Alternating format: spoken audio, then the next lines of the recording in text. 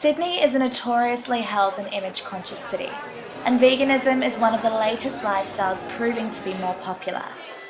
The inaugural Sydney Vegan Festival hosted animal-free food stalls and guest speakers from chefs to nutritionists. It's definitely become much more popular in Sydney lately, and I think in general it's becoming more popular as more people become aware of not even just the animal welfare aspects of it, but health as well.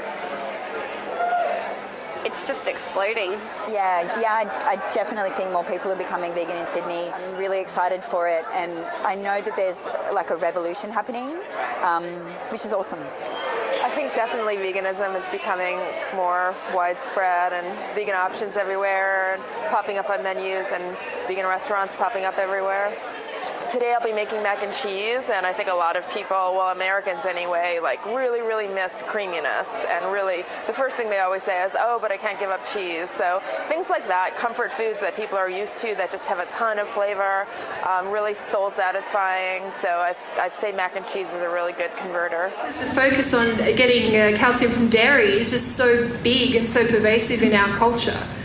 But we need to look at that, because maybe there is another option. And, maybe what we've been led to believe about milk and dairy is not true and could potentially be harmful. Childhood best friends Wong and Anthony, a law student and a training dietitian, have grown their business based around the growing demand for dairy milk alternatives. Inside Out Almond Milk supplies over 32 cafes and retailers around Sydney.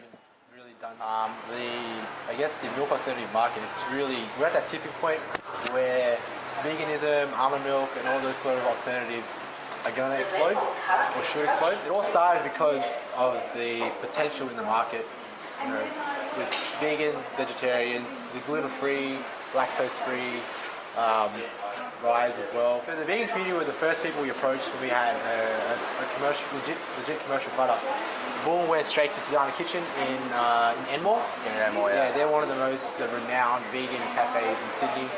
He went in, she loved it, and then he also went to, you can go on about this now. I went to Cruelty Free Shop in Glebe. They have a lot of the vegan products.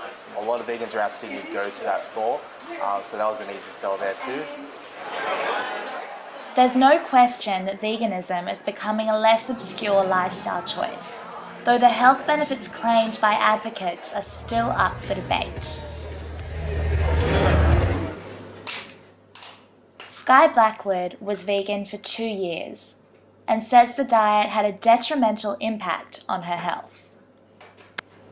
So I was a vegetarian for about 2 years before I decided to become vegan at 15, mainly out of curiosity.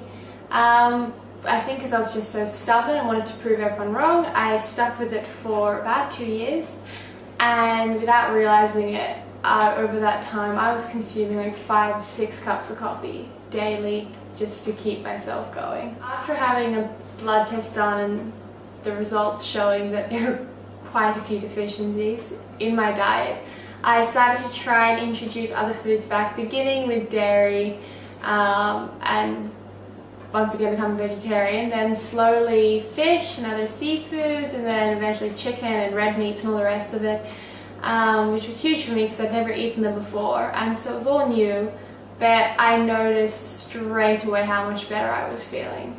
I had so much more energy, I felt much healthier, my diet was much healthier, I wasn't consuming as much sugar and caffeine and artificial stimulants, and it's just a much more wholesome, nutritious way of eating, and I think it's the way we all should eat. It's what our bodies are intended to consume, basically.